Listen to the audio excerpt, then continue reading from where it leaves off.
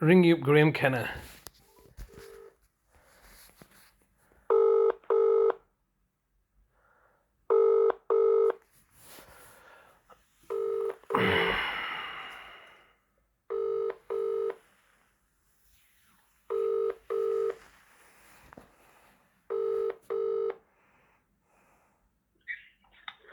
This is the voicemail of Graeme Kenna from the Legal Department for Adult Services in Bradford Council. Please leave a message and I will get back to you. After you've finished your message, just hang up, or to hear more options, please press 1. Yes, hello, Mr. Kenna. It's Mr. Hussain here, once again leaving yourself another daily message, as I have been doing so since the 10th of October 2023, and today is the 7th of June, Friday, the 7th of June 2024. The time is about just 10 past 4 in the afternoon, and once again leaving yourself another daily message asking you to engage with me rather than hiding behind the corporate veil, because I understand what's been happening now. You have basically attempted, after the police have failed to find something on me or charge me, they've released me without any bail for conditions, namely that I can see my brother now. And then you have been working, you as the local authority, or once again how you choose to plot and plan, little mice plotting and planning.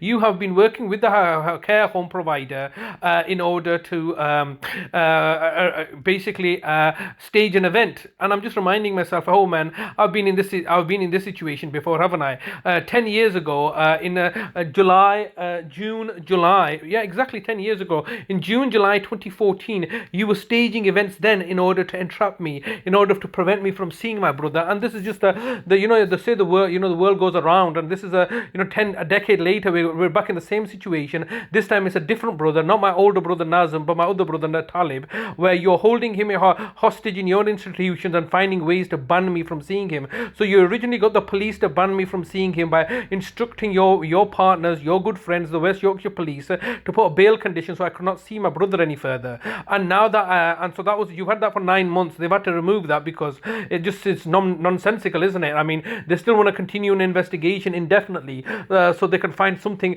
to in the future to retrospectively justify the actions that they're going to be taken against me. But as it stands, so this was happened 10 years ago. You tried to frame me and ban me from seeing my brother, and then the audacity of you all, on the 21st of July 2014, you, the local authority, West Yorkshire Police, the Public Guardianship Office, Alan Eccles, I believe at the time was the Public Guardian, the Goldberg, the GP, and the NHS, hospitals and BRI and everybody else, all of you sat together, had a safeguarding meeting, concluded the fact that we now need to murder Nazim and you're going to frame me for it. How did that work out exactly? The only thing that happened is you just exposed yourself for the villainous joint enterprise that you ended up murdering my brother Nazim in. That was over 10 years ago. I didn't get charged for murder, did I? Even though he was murdered, and you later had to cover it up and look to scapegoat and send me to prison for fraud against my very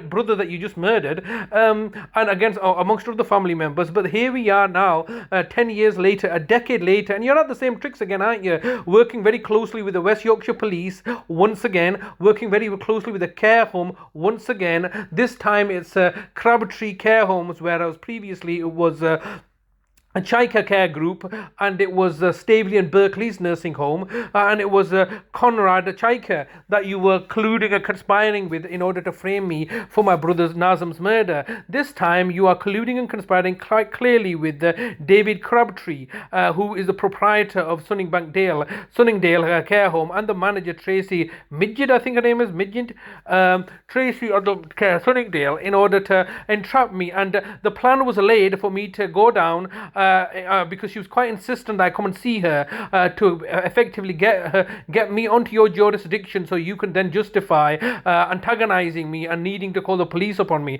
I think your plan fell apart because I brought a chaperone along, an independent witness to the event, so any lies that Tracy would have been instructed to tell about me, that I was being aggressive, abusive, she was there protecting, like a mother hen protecting her flock, which are the care residents, and the police must intervene now to remand me. That's what it was. It was all about trying to remand me because I'm off the police bail. It all fell apart because I brought a chaperone along, and then I had to see my brother. And and the abysmal state that I found my brother in is truly deplorable. I had to give him a shave, cut his hair and beard, and trim his nails. No doubt Tracy's told you the situation that happened at the visit. It was a very positive visit, and therefore subsequently you've had to now work with Tracy, the care home manager, and everybody else to concoct a situation and a scenario retrospectively to justify the actions that you're taking, saying that my brother's been aggressive and abusive. No, if he's been aggressive and abusive, he's being attacked and he's defending himself, and you are twisting the words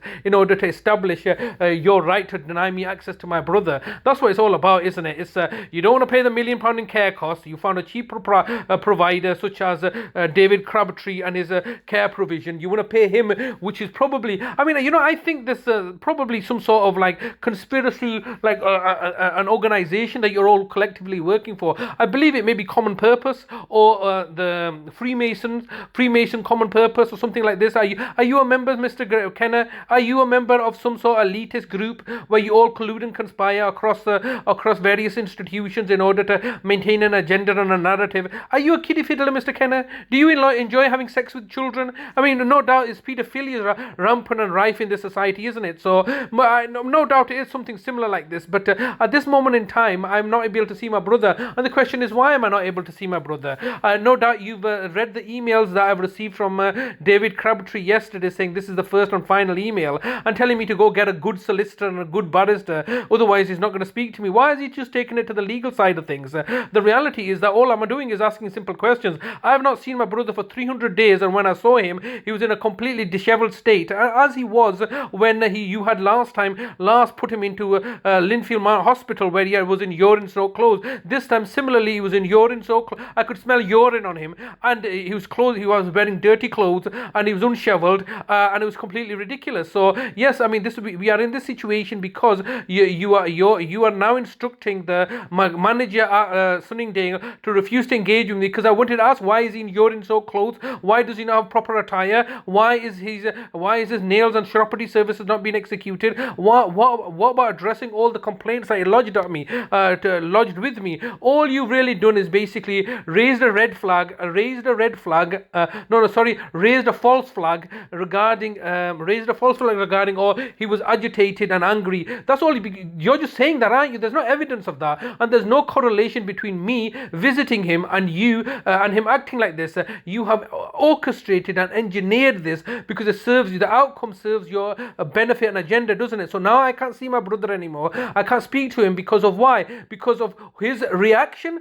Because his reactions were very okay with me when on the telephone. We had very long conversations. I told you on the 30th, the 31st, the 1st, the 2nd. Approaching the maximum allowed time for recording a message.